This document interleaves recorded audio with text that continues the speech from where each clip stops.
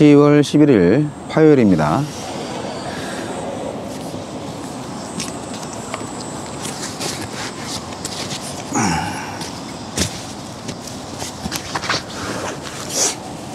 사무엘하 14장 21절로 33절.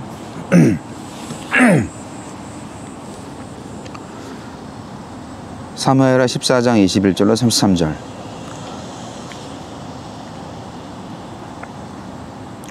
왕이 요압에게 이르되 내가 이 일을 허락하였으니 가서 청년 압살롬을 데려오라 하니라.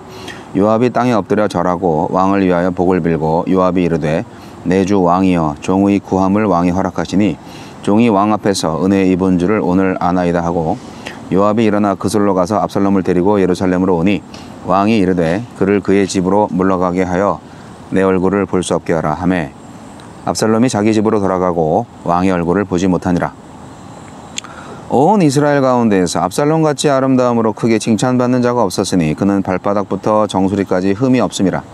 그의 머리털이 무거움으로 연말마다 깎았으며 그의 머리털을 깎을 때 그것을 달아본즉 그의 머리털이 왕의 저울로 200세겔이었더라. 압살롬이 아들 셋과 딸 하나를 낳았는데 딸의 이름은 다말이라. 그는 얼굴이 아름다운 여자더라. 압살롬이 이태 동안 예루살렘에 있으되 왕의 얼굴을 보지 못하였으므로 압살롬이 요압을 왕께 보내려 하여 압살롬이 요압에게 사람을 보내 부르되 그에게 오지 아니하고 또 다시 그에게 보내되 오지 아니하는지라. 압살롬이 자기의 종들에게 이르되 보라 요압의 밭이 내 밭 근처에 있고 거기 보리가 있으니 가서 불을 지르라 하니라.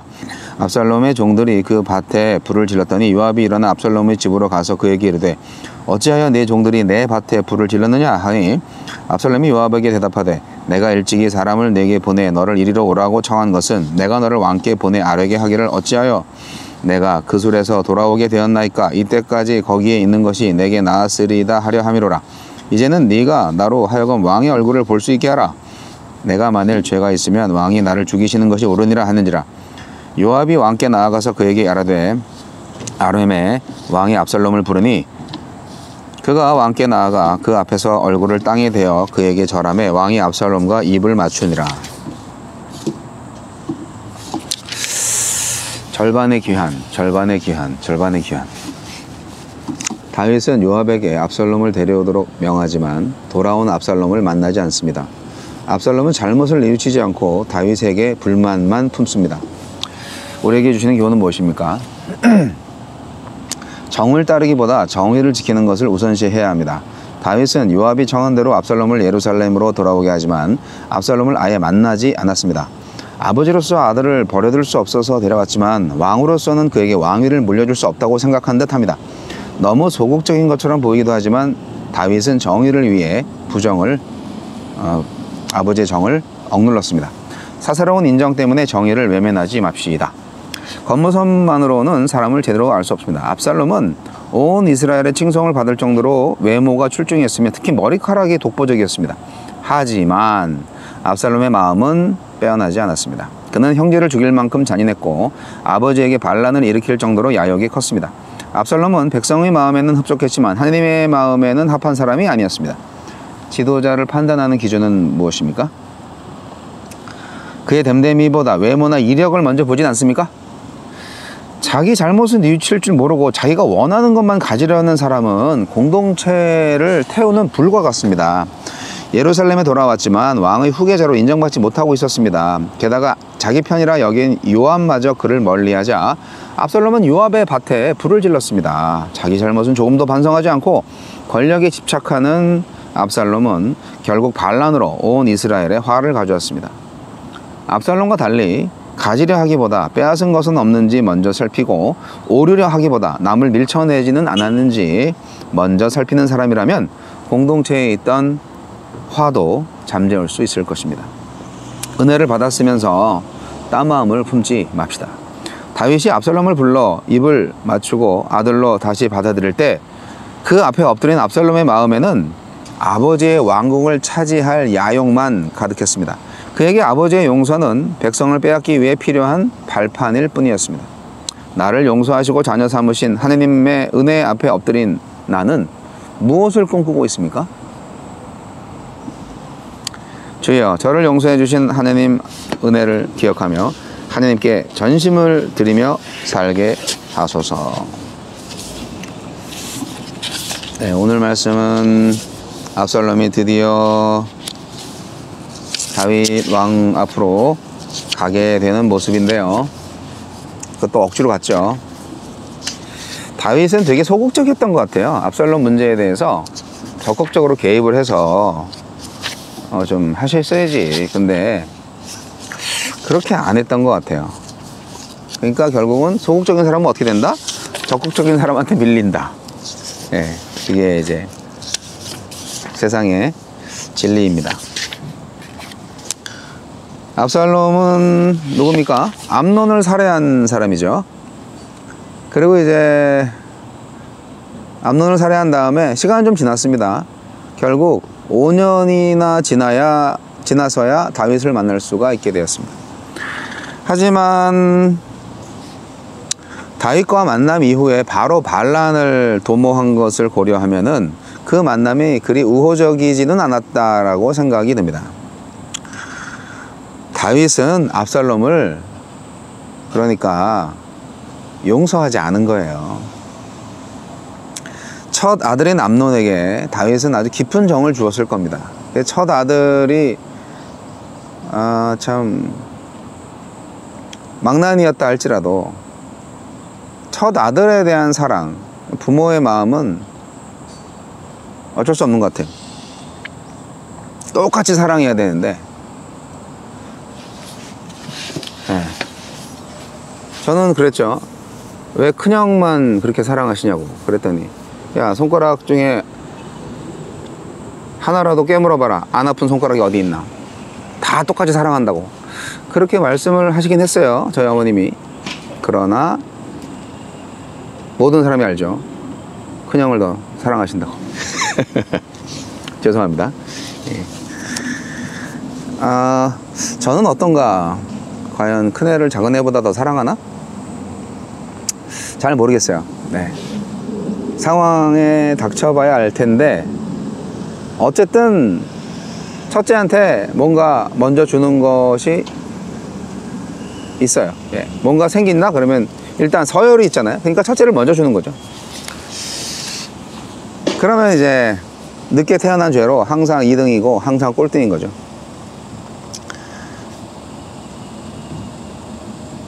암논을 사랑했어요, 다윗은. 그 사랑이 뭐 잘못은 아니잖아요.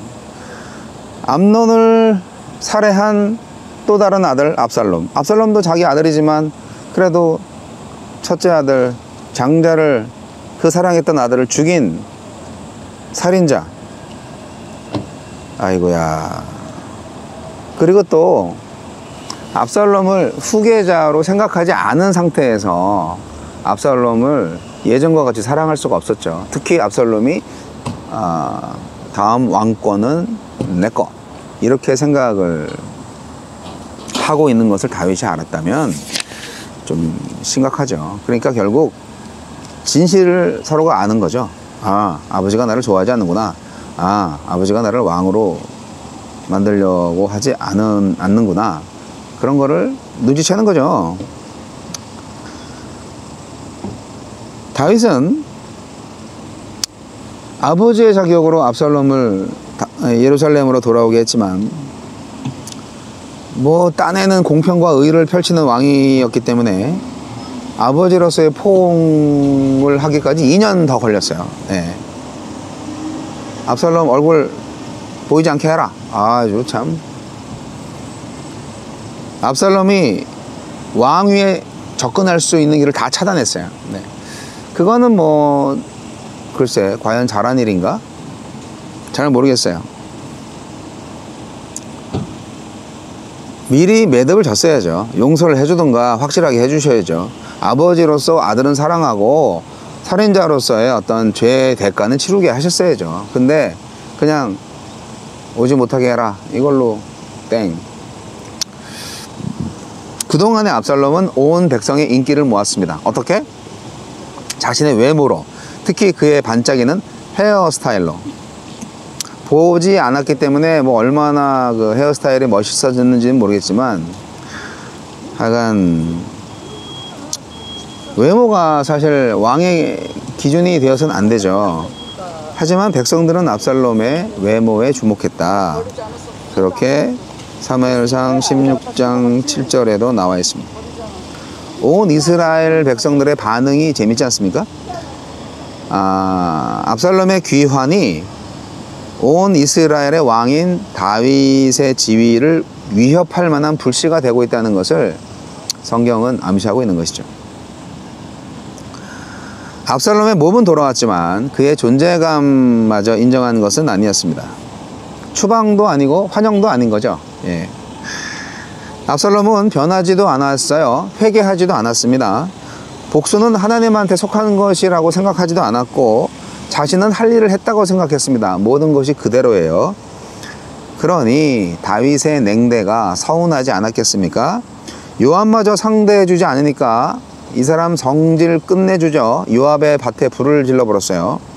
도대체 자기가 얻고자 하는 것은 꼭 얻어내고야 말겠다는 집념은 대단한 것 같습니다. 이 집념, 이 집요함이 결국 나라를 삼키고 자기를 삼킵니다. 다윗은 5년 만에 압살롬을 불러서 입을 맞추고 아들의 자리를 회복시켜 줍니다. 사실 너무 일찍 받아준 것은 아닌가 생각이 됩니다. 압살롬의 마음을 확인하고서 받아주든지 말든지 했어야 되는데